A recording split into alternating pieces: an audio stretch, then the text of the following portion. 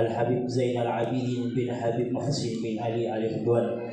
Kepada yang mulia kami haturkan. Assalamualaikum warahmatullahi wabarakatuh.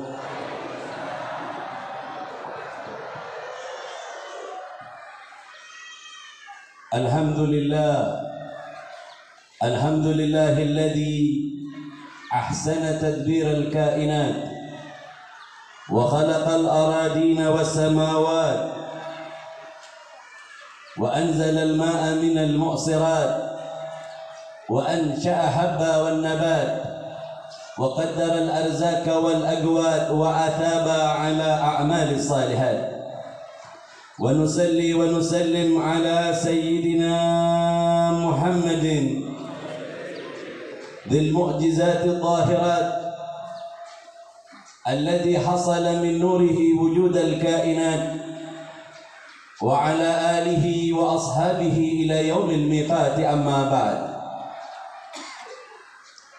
Ayuhal muhtaramun, para alim ulama, para habaib, wabil khusus keluarga besar Al-Habib Ali bin Muhammad Al-Mahdali, semoga Allah subhanahu wa ta'ala curahkan rahmatnya kepada mereka semua untuk senantiasa mengingatkan kita kembali kepada Allah subhanahu wa ta'ala. Amin Allahumma amin. Para habaib, para kiai, para tokoh masyarakat, segenap aparatur negara, wabil khusus ayahanda kami, cucu-cucu dari Al-Habib Muhammad bin Ali Al-Mahdali, segenap keluarganya, begitu juga kepada ayahanda kami Al-Habib Anas bin Abu Bakar Al-Hindwan, begitu juga ananda kami Al-Habib Ali Helmi Farmadi bin Al-Habib Muhammad Amin Al-Hindwan. Semoga Allah subhanahu wa ta'ala panjangkan umur mereka. Semoga Allah subhanahu wa ta'ala senantiasa berikan mereka kesehatan, dan semoga Allah subhanahu wa ta'ala jaga kita semua. Amin Allahumma amin. Hadirin hadirat ikhwan akhwat yang dimuliakan oleh Allah, kalau ada nama yang tidak saya sebutkan, saya mau ceramah, bukan mau nama baca orang. Mun sebut situng tak mareh. Singkat baik, tanpa harus mengurangi rasa hormat saya kepada mereka semua. Semoga Allah subhanahu wa ta'ala senantiasa merahmati kita semua. Amin Allahumma amin. Hadirin hadirat, ikhwan akhwat yang dimuliakan oleh Allah, panjang lebar tadi telah kita dengarkan bersama tausiah dari Habib Ali Helmi Farmadi. Semoga apa yang beliau sampaikan kemudian paling tidak menjadi tujuan kita di dalam meraih ridha Allah, mencapai ridha baginda Rasul sallallahu alaihi wa alihi wasallam. Hadirin hadirat ikhwan akhwat yang dimuliakan oleh Allah, apa yang kita lakukan pada saat ini, apa yang kita kerjakan pada saat ini adalah bagian dari sunnah yang diajarkan oleh baginda Rasul sallallahu alaihi wa alihi wasallam. Apa yang kita kerjakan, apa yang kita baca, apa yang kita lakukan pada saat ini berdasarkan ajaran baginda Rasul sallallahu alaihi wa alihi wasallam.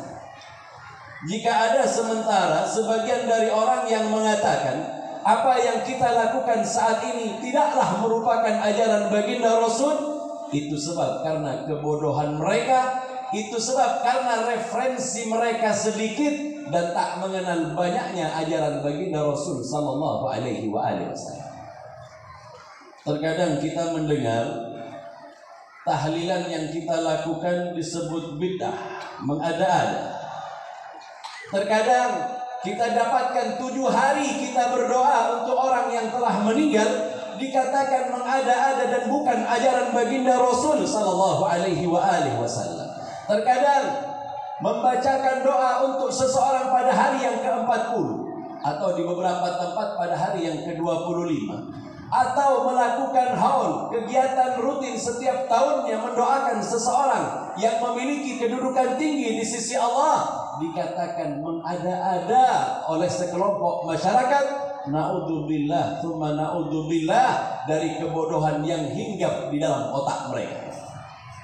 Hadirin hadirat, ikhwan akhwat yang dimuliakan oleh Allah, itu sebab kita yang sebagian besar berada di dalam madhab ahlus sunnah wal jamaah adalah orang-orang yang cerdas, yang memiliki ulama-ulama yang jenius di dalam mengartikan setiap apa yang berasal dari Allah dan Rasul. Mereka adalah orang yang mampu untuk mentransfer keilmuan mereka, memindahkan keilmuan mereka kepada kita tanpa terasa kita telah melakukan sunnah dari sunnah baginda Rasul sallallahu alaihi wasallam. Mereka orang hebat, dibuatnya kita melakukan sunnah tanpa kita tahu bahwa apa yang kita lakukan sebenarnya adalah sunnah dari baginda Rasul sallallahu alaihi wasallam. Contoh umpamanya, tahlilan yang kita kerjakan, tahlilan yang kita lakukan, yang merupakan tradisi Islam yang dihidupkan oleh ulama-ulama kita terdahulu, di dalam apa yang kita kerjakan semuanya adalah ajaran baginda Rasul sallallahu alaihi wasallam. Saya bisa datangkan banyak hujjah di dalam hadis baginda Rasul berbicara tentang apa yang ada di dalam acara atau ritual tahlil, semuanya berasalkan dari Al-Quran dan hadis baginda Rasul sallallahu alaihi wasallam. Mun kelar sampean sing ngiti-ngati, mereka bisa ducem kata locem. Siap? Biar siap. Udah lemas. Hadirin hadirat, ikhwan akhwat yang dimuliakan oleh Allah. Pertama, marilah kita kemudian berbicara bagaimana ulama kita yang pandai, ulama kita yang jenius membuat kita kemudian melakukan hal sunnah tanpa kita merasakan. Begitu lama mereka ajarkan kepada kita sehingga menjadi sebuah tradisi yang tanpa sadar bahwa itu adalah sunnah baginda Rasul.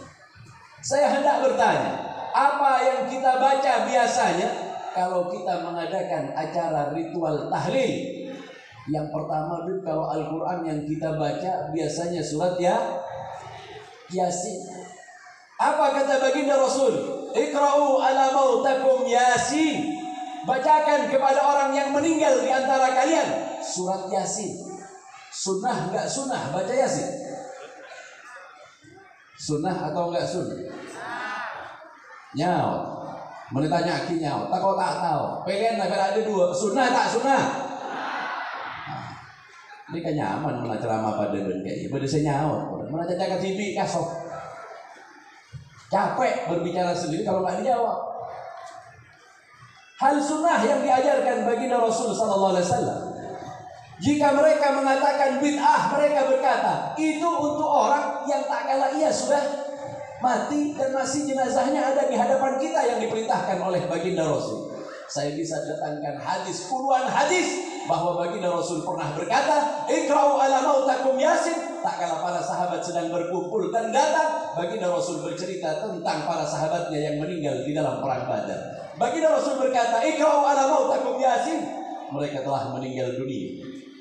Allah Subhanahu wa taala memerintahkan kepada baginda Rasul untuk menghadiahkan surat Yasin kepada orang yang sudah meninggal. Apakah sampai Habib? Sampai. Betul sampai Habib. Sampai karena satu, ini perintah baginda Rasul dan disuruh oleh Allah Subhanahu wa taala. Kalau nggak percaya, berangkat duluan ke barzah. Baru bisa ngasih kabar. Kalau saya tanpa harus ke barzah, saya percaya kepada baginda Rasul sallallahu alaihi wasallam. Tentu saya tak part aja mangkat ke ada. Pas abdi kabar ke Saudi. Mohon bisa. Kalau bisa. Itu sebab mereka yang berangkat gak pernah kembali. Benarkah sampai bacaan kita kepada mereka Habib? Sampai. Apa kata baginda Rasul? Laulal ahya lahalakatil amwat. Kalau bukan karena yang hidup, celaka yang mati. Kenapa? Sedikitnya amal yang kita lakukan tak kala kita ada di muka bumi. Sedikit amal kita. Siapa di antara kita yang merasa amalnya baik? Siapa yang merasa di antara kita amal kita begitu banyak? Jika orang telah siap dengan amal yang banyak, biasanya dia siap menerima yang namanya kematian. Ada yang siap mati hari ini? Kenapa? Amal masih sedikit. Setiap kita pasti mengatakan amal kita sedikit. Dan ketahuilah, urusan amal adalah urusan Allah Subhanahu wa ta'ala. Dan jangan pernah berprasangka bahwa kalian akan masuk ke dalam surga. Kita akan masuk ke dalam surga karena amal kita. Jangan. Kata baginda Rasul sallallahu alaihi wasallam, tidak satu pun di antara kalian akan masuk ke dalam surga Allah karena amalnya. Sahabat bertanya, walaupun engkau ya Rasulullah, apakah engkau juga tak masuk surga karena amalmu ya Rasulullah? Benar. Tak seorang pun yang masuk surga karena amalnya. Bahkan aku juga demikian. Akan tetapi Allah meliputi aku dengan rahmatnya. Allah meliputi aku dengan kasih sayangnya. Allah meliputi aku dengan keutamaan. Sehingga aku pastilah penghuni surga karena datangnya dari Allah Subhanahu wa ta'ala. Hadirin, hadirat, ikhwan akhwat yang dimuliakan oleh Allah. Jika baginda Rasul berkata laulal ahya lahalakatil amwat, berarti kita ini yang meninggal banyak kekurangan amal. Kita yang nantinya akan kembali kepada Allah, sedikit amal kita perlu dibantu oleh yang hidup. Ulama-ulama kita yang cerdas, Ahlus Sunnah wal Jamaah, mereka mengemas tentang 7 hari yang kemudian kita kenal dengan tahlilan. Lagi-lagi orang yang nggak suka kepada kita bilang bid'ah 7 hari, tak ada di zaman baginda Rasul sallallahu alaihi wasallam. Itu banyak hadisnya kalau saya ceritakan. Hadirin hadirat yang dimuliakan oleh Allah. Dikit di dalam kitab Tanbihul Mughtarrin yang ditulis oleh Syekh Abdul Wahab Asy-Sya'rani, beliau berkata, peringatan 7 hari yang dilakukan oleh Ahlus Sunnah wal Jamaah itu berdasarkan sebuah hadis dari seorang tabi'in, dari seorang sahabat sampai kepada baginda Rasul sallallahu alaihi wasallam. Siapa tabi'in yang menyampaikannya? Taus bin Kaisan, ia pernah berkata, aku mendengar sahabat baginda Rasul sallallahu alaihi wasallam berkata kepada bahwa mereka mendengar dari baginda Rasul 7 hari pertama ketika seorang hamba masuk ke dalam liang lahat, seorang hamba kembali kepada Allah. Jika seseorang meninggal pada hari pertama sampai pada hari ke-7, maka ujian senantiasa akan turun kepadanya. Jika ia tak dikirimi oleh kita, jika tak ada dari orang kaum muslimin, dari keluarganya yang menghadiahkan sesuatu kepadanya, amal saleh ataupun bacaan-bacaan di dalam Al-Quran, sungguh ia adalah orang yang celaka. 7 hari itu dari baginda Rasul. Katanya, ini saya disebahkan katanya, yakni kata di dalam hadis ini. Sabda baginda Rasul tadi menyebutkan 7 hari pertama. Apa iya? 7 hari pertama itu sangat sulit di dalam barzah. Ini hadis baginda Rasul. Kalau nggak percaya, berangkat duluan. Semangka kemak mangkat kada. Kita sudah percaya kepada baginda Rasul karena baginda Rasul bercerita kepada para sahabat dan kepada para tabi'in. Taus bin Kaisan berkata, 7 hari pertama adalah hari yang susah bagi setiap orang masuk ke dalam barzah. Saya tidak mau menakut-nakutin orang apabila mati kemudian menjadi ketakutan nantinya, tidak. Artinya dari riwayat ini disebutkan 7 hari pertama Allah turunkan ujian kepada kita di dalam barzah. Taus bin Kaisan meriwayatkannya dari sahabat baginda Rasul. Sufyan Ats-Tsauri juga meriwayatkan dari sahabat baginda Rasul. Saya bisa sebutkan beberapa nama tentang orang-orang yang meriwayatkan tentang 7 hari. Berarti 7 hari juga dari baginda Rasul. 7 hari juga dari baginda Rasul sallallahu alaihi wasallam. Tidak mengada-ada baginda Rasul. Hitungan 7 hari itu ada. Hitungan 1 tahun itu diajarkan oleh baginda Rasul. Kan sallallahu alaihi wasallam, baginda Rasul adalah baginda Rasul senantiasa datang setahun sekali. Mereka datang mengikuti baginda Rasul bersama para sahabat. Sahabat melihat baginda Rasul mendatangi orang-orang yang ada di Uhud. Uhud adalah tempat pekuburan sahabat-sahabat yang gugur di medan Uhud.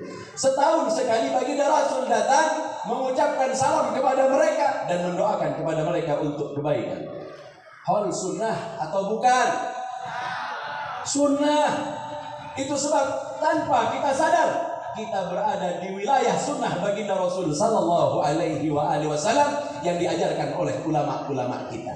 Tanpa sadar sebenarnya apa yang kita lakukan sunnah. Bahkan tahlilan itu adalah tradisi yang sudah membumi di negeri kita ini karena ajaran para ulama-ulama, tanpa sadar bahwa tahlilan semuanya adalah sunnah baginda Rasul sallallahu alaihi wasallam. Ini masih kurang hujah. Saya datangkan satu ayat dari Al-Quran sehingga yakinlah kita bahwa apa yang kita lakukan saat ini adalah merupakan bagian dari ajaran baginda Rasul yang berasaskan Al-Quran dan hadis baginda Rasul sallallahu alaihi wasallam. Lihatlah di dalam Al-Quran Allah Subhanahu wa taala berfirman, "Wa anfiqu mimma razaqnakum," dan infakkanlah harta yang telah aku berikan kepada kalian. Infak ini adalah bagian dari sedekah. Tetapi sedekah maknanya jauh lebih umum. Infak harus berupa harta, harus berupa benda yang bisa diuangkan, dihargakan. Itu namanya infak. Kalau sedekah umum. Kalau ada orang datang ke rumah kita minta sedekah, beri saja satu senyuman, karena senyuman itu sedekah. Apa kata baginda Rasul? Tabassumuka fi wajhil mu'min ibadah. Tabassumuka fi wajhil mu'min sedekah. Bersedekahlah kepada seorang mukmin dengan senyuman. Timun datang pengemis ke bengkon sampean mesem be. Sobleman. Karena salah minta. Salah yang ia minta. Seharusnya ia meminta infak. Karena jika ia memerlukan harta, mintalah infak. Menyingkirkan duri yang ada di jalan, sedekah. Jadi kalau ada orang minta sedekah kepada kita, ambil apa yang berbahaya di jalan, kemudian nih sedekah saya. Saya minta uang, Pak. Oh, minta infak. Saya minta beras, minta infak namanya. Karena sedekah bentuknya umum, tetapi Allah menggunakan kalimat wa anfiqu mimma razaqnakum. Berinfaklah dari harta yang aku berikan kepada kalian. Wa anfiqu mimma razaqnakum min qabli an ya'tiya ahadukumul maut fayaqula rabbi laula akhartani ila ajalin qarib fa asaddaqu wa akun minas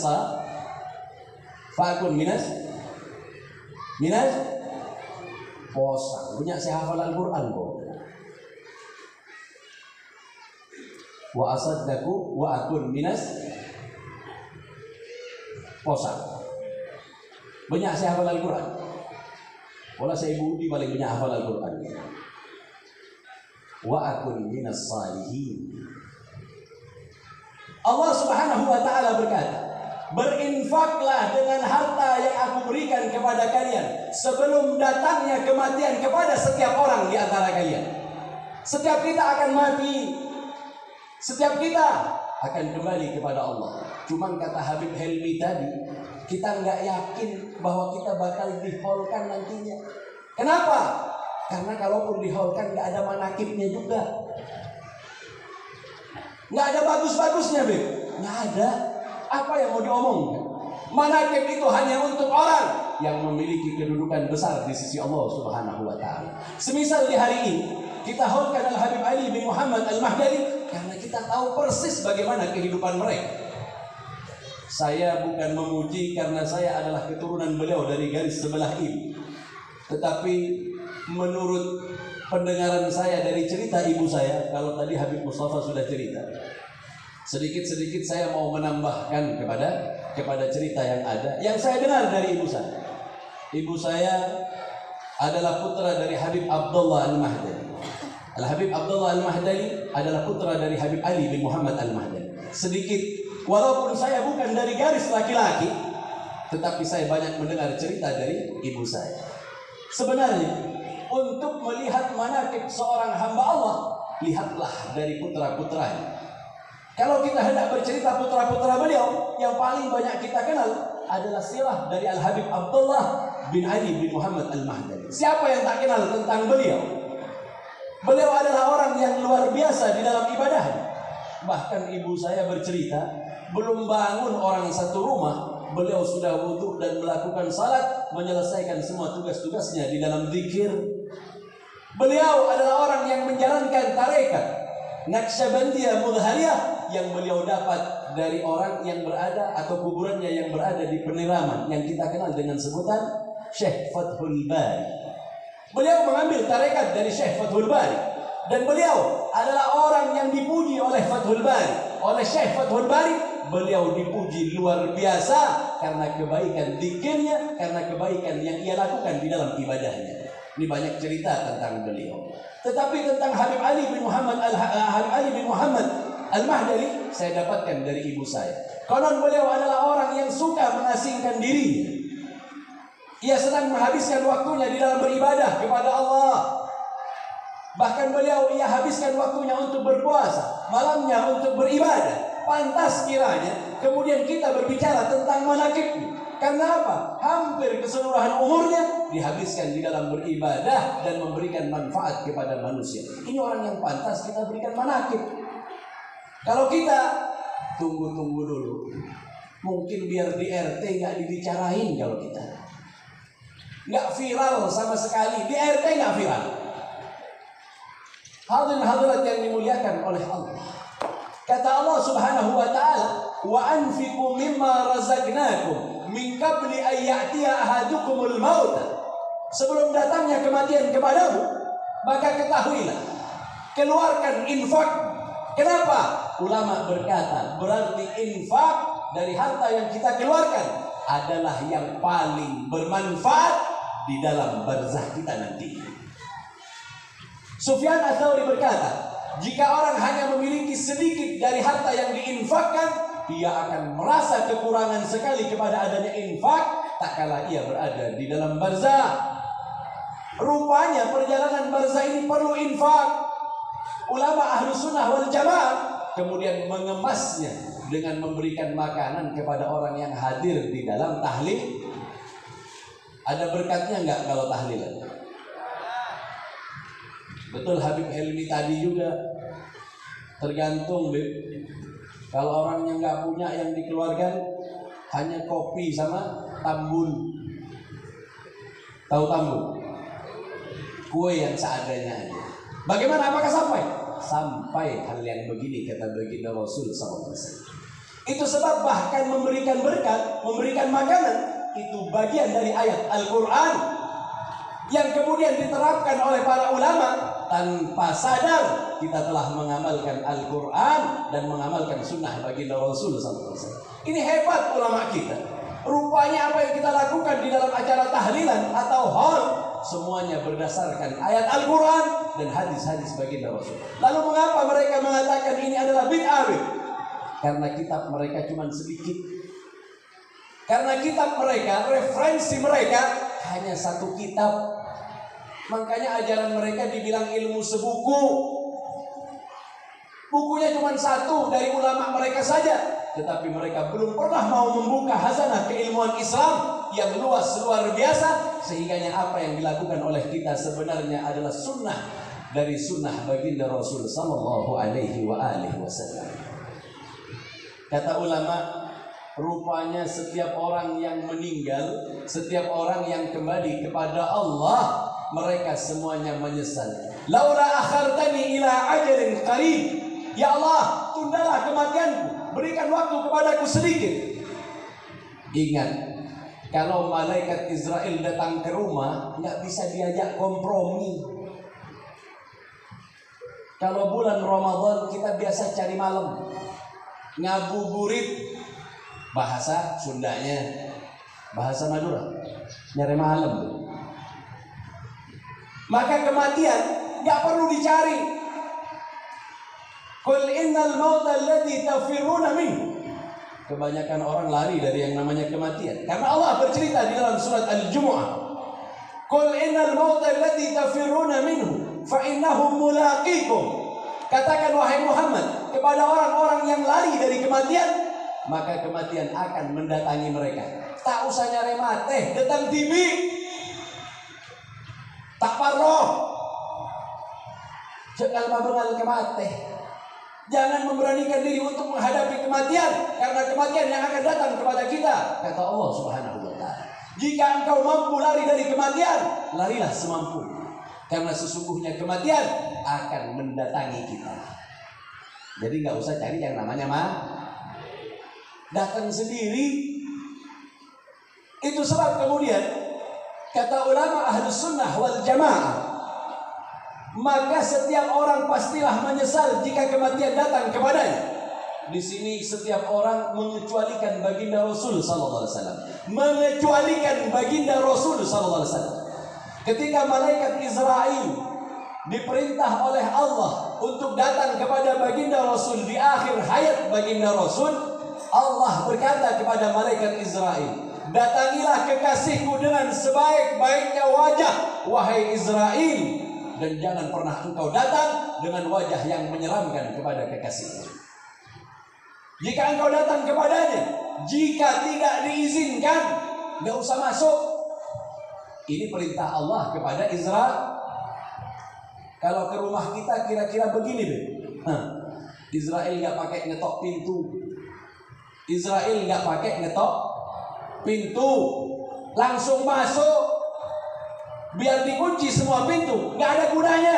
Bisa masuk juga masih.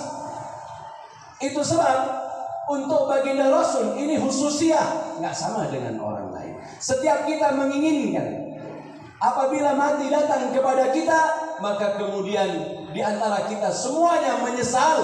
Karena apa? Sedikitnya amal.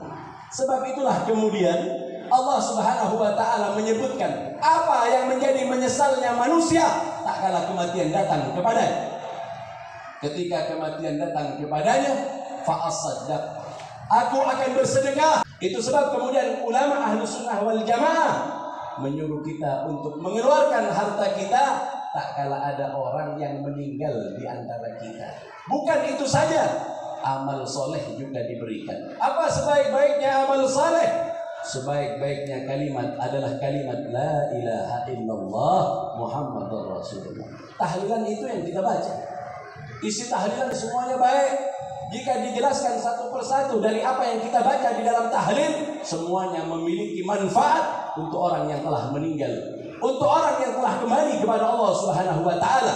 Itu sebab apa yang kita lakukan adalah sunnah dari sunnah kenabian. Kita telah membumikan sunnah baginda Rasul di negeri ini, dan apa yang kita lakukan semuanya berdasarkan Al-Quran dan hadis. Semoga apa yang dilakukan oleh ulama-ulama kita, pelajaran yang telah disampaikan oleh mereka, semuanya bermanfaat bagi kita dan menjadi manfaat yang besar tak kala kita kembali kepada Allah Subhanahu wa taala.